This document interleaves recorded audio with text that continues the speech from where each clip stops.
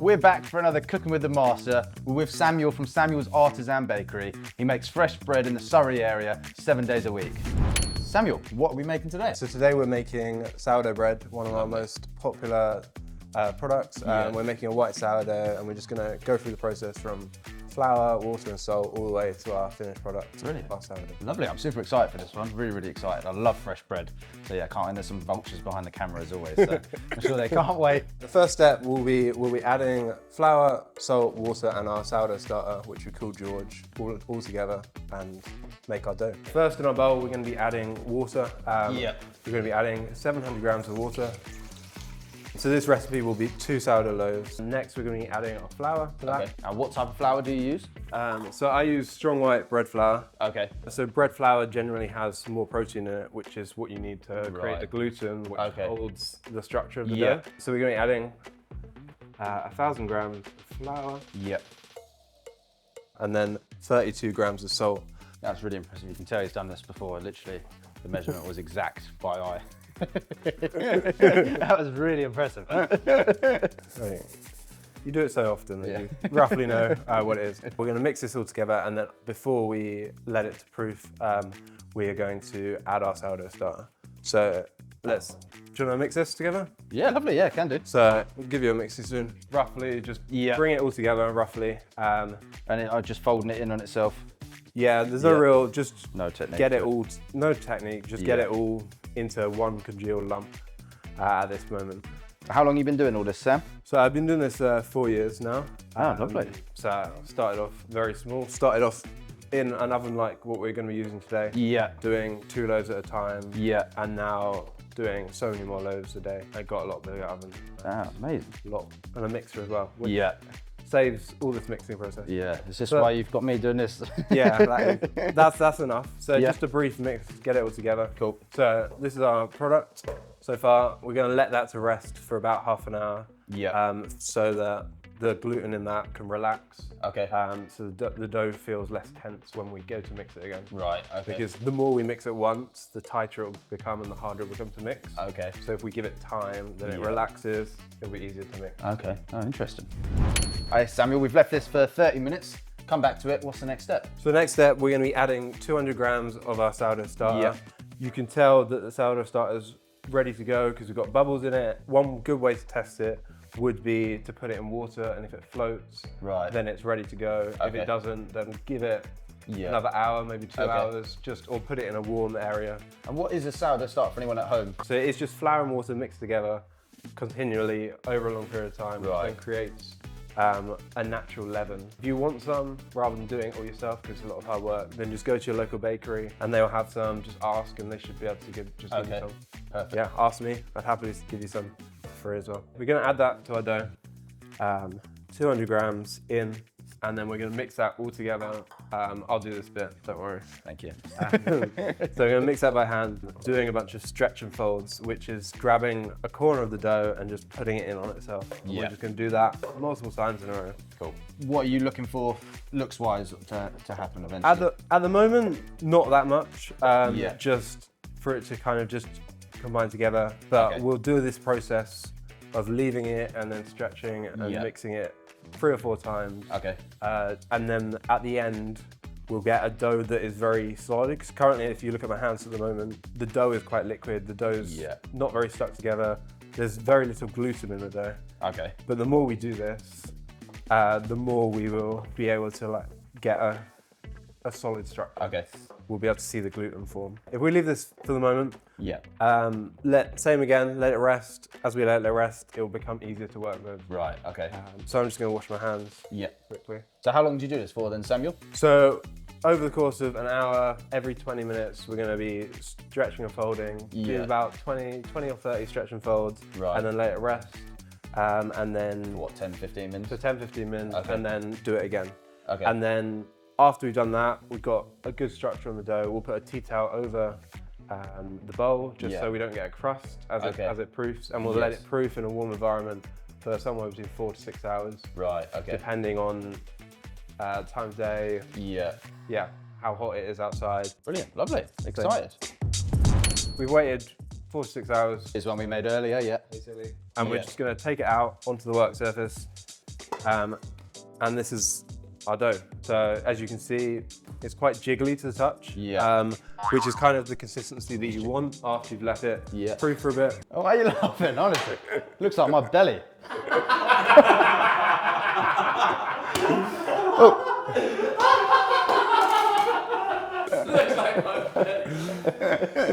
Okay, so this is two loaves worth. So we're just gonna cut it down the middle. Yeah. You could weigh it if you want, but we don't need to weigh it, just rough estimates today. Yeah. And the first step we're gonna do is we're just gonna shape them into a really tight ball. So we're grabbing any sharp utensil, could use a dough scraper as well. Okay. But we're just grabbing the dough in the corner and pushing it in and then tucking it under. Right. So just a process of doing this a few times, and that will create a good amount of tension in the dough. Yeah. So if we compare this one to this one, there's not as much movement, whereas this, it's just gonna fall over the place. Yeah. So we're just gonna do that the same again with this. So grab our dough mixer, under, tuck, and just do that. Yeah. If you're finding this really hard because the dough is quite sticky, then you can always reduce the amount of water that you put into your dough at the start. Right. Okay. So instead of adding 700 grams, you could add 600, 650. Right. Yeah. And then that will mean that the dough is easier to work with. Right. Okay. The more you do it, the better you get, basically. Yeah. Okay. As working with anything, Yeah. the more practice you get, the better you get. Yeah. But I'd always start on the easy end. Right. Don't try and be a pro first day. Yeah. Because it will go disastrous. I definitely tried that myself when I started off, but I decided let's lower the hydration of the dough, and then it was a lot easier to work. Okay. Oh wow. So these are our two. Yeah. Shaping. Just gonna let them rest for about 5 to 10 minutes. Okay. And then we will end up putting them into the dough baskets. So next we're gonna need our dough baskets to put these loaves into. Yeah. Dough baskets. And they just appeared. Easy as that. These are made out of wood pulp, but any sort of dough basket that you see online will work. Okay.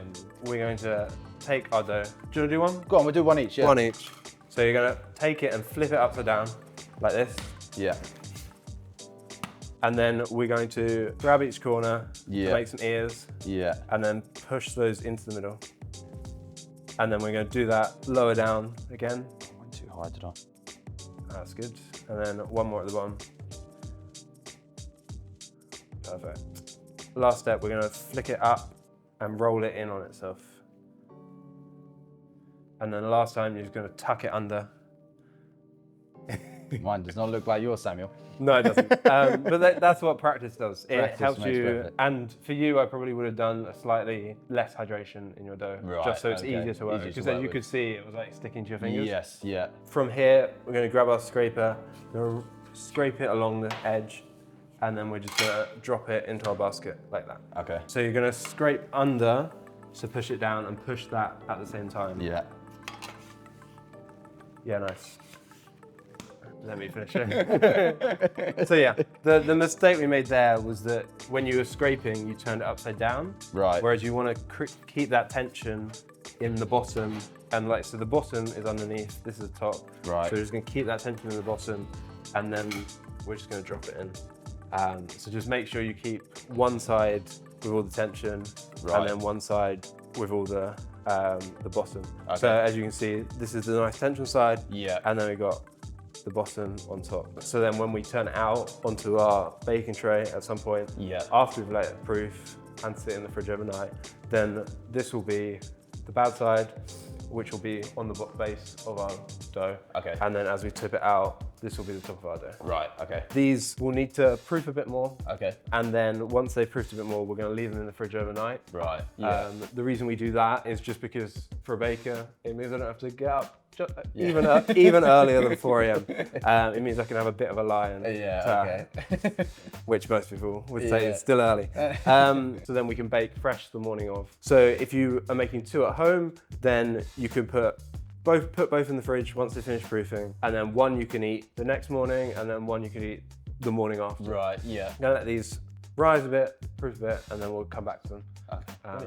Perfect. Lovely, excited.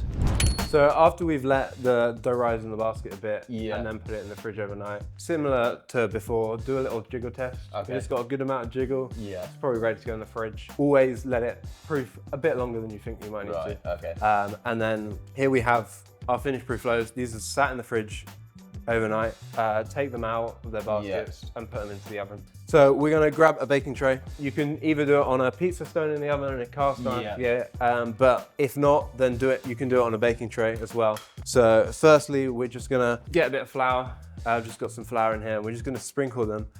This will just make it easier so they don't get stuck. So we have a bit of movement once we tip them out. So we're just gonna do one loaf today. So just gonna tip it out onto the baking tray. We've got that nice gluten structure there. And then we're just gonna grab our razor blade. Be careful at this point. Maybe adults do this, not children. And we're just gonna score the loaf. So we're just gonna cut a line into the loaf, because when it rises in the oven, all that air is gonna need to escape. And with sourdough, we could just let it escape randomly, but then we'll get a pocket, score it on top, and as we do that, then we'll get a nice ear as it bakes. Oh, brilliant. So yeah, just gonna score it on top. And then this is ready to go in the oven. I occasionally like doing some decorative scoring as well. So we'll just have some wheat leaves along the side to make it pretty, basically. This is ready to go into the oven. The oven's at 250 degrees C, and then I'd put a tray of water in there just to create some sort of steam action as well. But yeah, we're gonna put it in the oven now, and we'll see what it looks like when it comes out. Super excited. It's been half an hour. The loaf is coming out of the oven. The main thing when you're cooking on a baking tray is that the bottom might not always be cooked. So just to double check that. There's not much heat coming from below.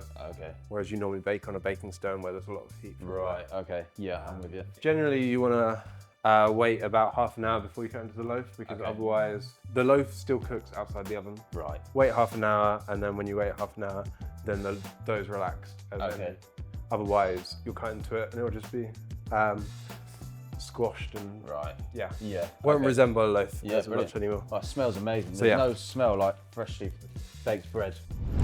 Okay, so now we're going to cut a loaf. We let it cool down a little bit. The sharpest bread knife. This isn't very practical, but we're just going to cut it down the middle. Just to have a look at how the loaf has turned out. So yeah. Wow, this lovely. Is God, it looks amazing. Do you want to tuck in? Lovely. I'd love to. There's a wedge for you. God, it looks amazing. Looks absolutely delicious. Still hot. Bit of oil and balsamic. Bit of salt.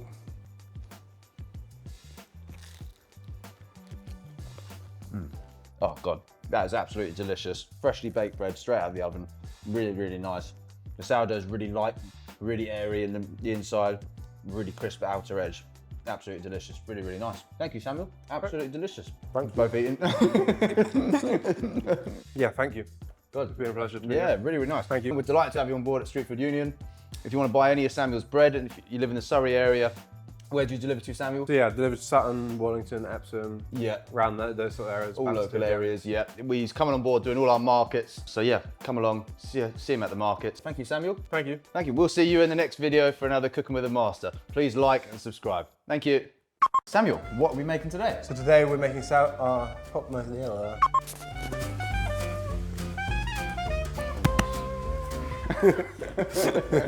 You made me rush my setup this morning. Josh, it's been an hour and 45 minutes.